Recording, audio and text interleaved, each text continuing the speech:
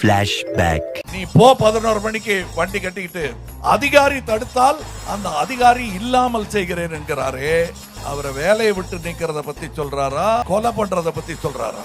எப்படி பார்த்தாலும் நீ கிரிமினல், எப்படி பார்த்தாலும் நீ குற்றவாளி. உன் பேச்சில் இருந்து உன்னுடைய குற்றங்கள் வெளிப்படுகின்றன. 2000 years later. உங்கள் தொகுதி என்று சொல்லும் பெருந்தன்மை செந்தில் பாலாஜி அவர்களுக்கு இருந்தது. அவர் அதை சொல்ல வேண்டிய அவசியம் இல்லை, ஆனால் சொன்னார். நான் அதற்கு பதிலாக இது நம் தொகுதி என்று சொன்னேன். அடங்கப்பா அடங்கப்பா, சந்திரன் ஒரு மானஸ் இருந்தா அவன் எங்கேன்னு தேடுற. எந்த மக்கள்கிட்ட போய் அவரு திமுக விமர்சனம் பண்ணாரோ அதே மக்கள்கிட்ட போய் இன்னைக்கு திமுகவை ஆதரிச்சு பேசிட்டு இருக்காரு. எந்த செந்தில் பாலாஜி அவர்கள் அன்னைக்கு விமர்சிச்சாரோ அதே செந்தில் பாலாஜிக்காக அவர் பிரச்சாரம் பண்ணிட்டு இருக்காரு. இது எவ்வளவு பெரிய அவமானம். இந்த ஈன பொழப்புக்கு பேசாம எங்கயாவது போய் ஒரு 4 பேர்த்த மூத்திரத்தை வாங்கி மடக்கு குடிக்க வேண்டியதானே? ஏன்டா இந்த வேலை பாக்குறீங்க? பையன் சார் இந்த பால்சாமி. இங்க மாடுகள்ல பல வகை இருக்கும். இந்த பண்ணையில ஒரு மாடு இருக்கு பாத்திருக்கீங்களா? பாரின் மாடு. அத மிஷின்ல வச்சுதான் பால் கறப்பேன் பாத்திருக்கீங்களா? மிஷின், அந்த மடியில ஒரு மிஷினை கொடுப்பேன். Degree degree degree degree degree டிகிரின்னு 40 லிட்டர் பால் வந்துடும். அந்த பாலை குடிச்சு குடிச்சுதான் நம்ம பொம்பளையே பிள்ளைய ஊரா எல்லாம் பலூன் மாதிரி தண்டி ஊதி கிடக்குது. என்ன சொல்ல சொன்னா என்ன சொல்லிட்டு இருக்க? ஒரு காலத்துல பொம்பளை இடுப்பு 8 மாதிரி இருந்துச்சு. பிள்ளைய தூக்கி இடுப்புல வச்சு அவன் பாட்டு குந்துனாப்புல உட்கார்ந்துருந்தான். அப்போது ஒருவர் அவரை இடைமறித்து ரேஷன் அரிசியை காண்பித்து அவரது பேச்சை திசை மாற்ற முயன்றார். ஆனால் அதன் பின்னரும் தாம் என்ன பேசுகிறோம் என்பதை உணராத திண்டுக்கல் ஐ. லியோனி மீண்டும் பெண்களை இழிவாக பேசத் தொடங்கினார். ஆனா அந்த பாலை குடிச்சோம்னா இந்த தண்டி பெருசாகி பெண்களுடைய இடுப்பு 8 மாதிரி இருந்த இடுப்பு இன்னைக்கு பேரல் மாதிரி ஆயிருச்சு. பிள்ளைய தூக்கி இடுப்புல வச்சா வலிக்கு ஓடிடுறேன்.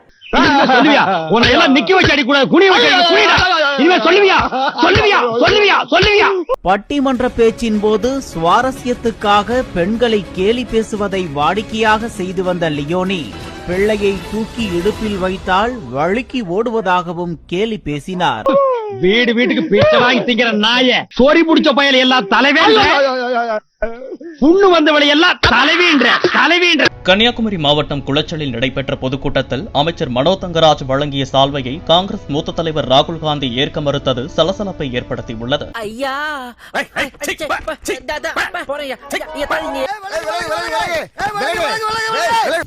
நீ என்ன கோமாளி இங்க வந்து ஏற போடுங்க. ஹலோ இங்க வரியா? நானும் ரவுடியா? ஒன்னு இந்த ஏரியால பார்த்தே கிடையாது.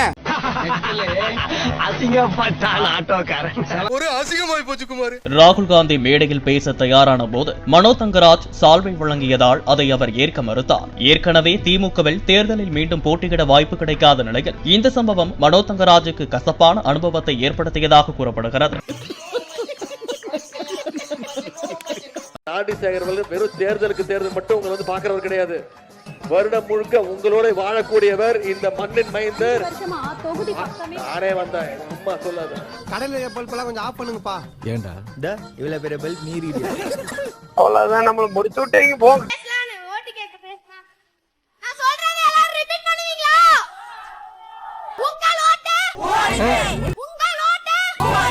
ஸ்டாலின் தோக்கட்டும், தமிழ்நாடு ஜெயிக்கட்டும்.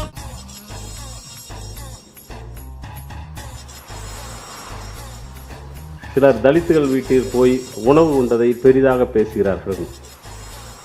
அப்படி பேசிய போது நான் கேட்டிருக்கிறேன், தலித் வீட்டில் உணவு உண்டீர்களே, உங்கள் வீட்டில் என்ன உண்பீர்கள் என்று நான் கேட்டிருக்கிறேன். நீ கேட்ட ஒவ்வொரு கேள்வி என்ன செருப்பால் அடிச்ச மாதிரி இருக்குடா. Thank you for the rice. I'm going to try. Okay. மிக்க நன்றி சொல்கிறார். அவர் கொடுத்த அரிசியை கொண்டு நான் சமைத்து பிரியாணி செய்வேன் என்று சொல்கிறார். என்னையா நடக்குதுங்க? ஒரு இங்கிலீஷ்ல பேசக்கூடிய ஒரு ஸ்பீச்ச தமிழ்ல டிரான்ஸ்லேட் பண்ண முடியாத அளவுக்கு தான் நீங்க இருக்கீங்கன்னா உங்களுடைய அரசியல் புலமை தான் என்ன, உங்களுடைய மொழி புலமை தான் என்ன? நீங்க எதுக்காக அரசியல் இருக்கீங்க? உனக்கெல்லாம் வெக்கமே இல்லையாடா? சோறு தானே திங்கிற. எரிச்சல் வருது இவனை. நான் கெட்ட வாரத்துல திக்கி போயிடுவேன். அப்புறம் தனிப்பட்ட முறையில விமர்சிக்கலையா? அடிக்கிறது கொள்ள, இதுல தனிப்பட்ட முறையில வேற விமர்சிக்கணுமா? ஆனா பெரிய தியாகியை கொண்டு வந்து உத்தம புத்தரனை கொண்டு வந்து ஸ்டாலின் நிறுத்தி இருக்காரா கோயம்புத்தூர்ல? அவரே அவரோட வாயால மிகச்சிறந்த ஊழல்வாதின்னு பட்டத்தை கொடுத்துட்டு இன்னைக்கு கரூர்ல வருமானம் வராது, இனி கோயம்புத்தூர்ல தான் வருமானம் பார்க்கணும்னு கொண்டு வந்து இறக்கிறவருக்கு தனிப்பட்ட விமர்சனம் எப்படி பண்ணுவாரு? நக்கல்யா அவனுக்கு. தெருவுக்கு தெருவு FL2 சொல்லிட்டு மதுக்கடையை திறந்து வச்சிட்டு இருக்கிறவர் பாலாஜி. மணல் கொள்ள காவிரியாத்த முடிச்சு கட்டிட்டு இப்ப நொய்யலுக்கு வந்திருக்காரு. என்னங்க பேசுவாரு அவரு? செந்தில் பாலாஜி ஒரு கொடுமையான விஷக்கிருமி. கோயம்புத்தூர்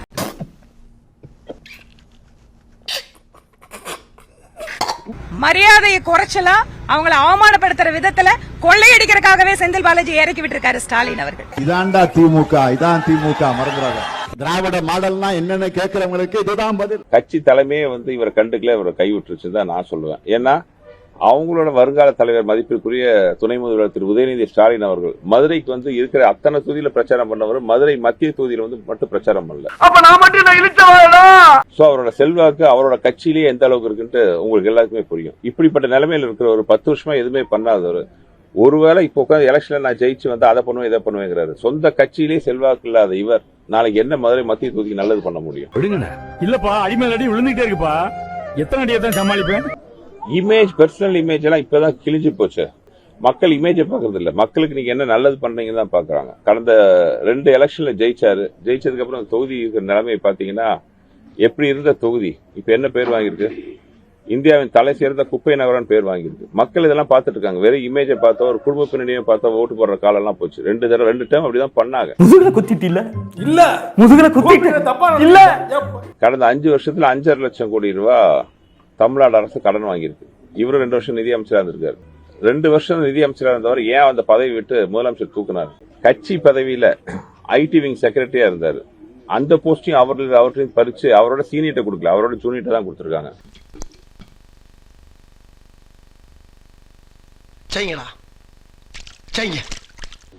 அப்போ அரசாங்க பதவியிலையும் அவரோட எஃபிஷியன்சி முதலமைச்சருக்கு திருப்தி தரலையா?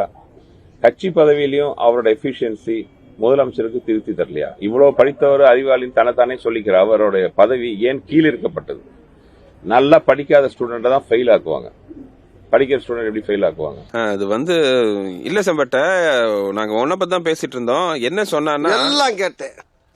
அவளாச்சு சாப்பிட்டா சொன்னா, நீ ரணகலமா சொல்லி என்ன உசு பெத்தி அளவப்ப. அதுக்கு நான் ஆள் இல்ல. நான் வந்து ஆட்சியில் வந்து முதல் கையெழுத்து போட்டு நீட்டை ஒழிப்பேன்னு சொல்ல ஊறுகா போட்டது யாருன்றது மக்களுக்கு தெரியும். மாசம் ஒரு வாட்டி எலக்ட்ரிசிட்டி பில்ல வந்து மெஷர் பண்ணுவேன்னு சொல்லி ஊறுகா போட்டது யாருன்னு தெரியும். எல்லாமே இவர்தானா? இப்போ என்கிட்ட இருக்கு லாஸ்ட் ஒரு 6 மந்த்ஸ்ல வந்து பெண்களுக்கு நடந்த அநீதி நடந்த போது இதுக்கு ஊறுகா போட்டது யாருன்றது எனக்கு தெரியும். அப்ப நீங்க எல்லாரும் போங்க போங்க. ரொம்ப நன்றிங்கய்யா. நீ இருடா, எங்க போற? ஒரு சில்லற வேலை இருக்குங்கய்யா. என்ன வேலை? டிஸ்பிஸ்ங்க. அத நாங்க வர வைக்கிறோம். தட்டி புளிங்கடா இவனை. ஒரு தீய சக்தி. திமுக ஒரு தீய சக்தி. திமுக ஒரு தீய சக்தி. திமுக ஒரு தீய சக்தி. தீய சக்தி, தீய சக்தி, தீய சக்தி.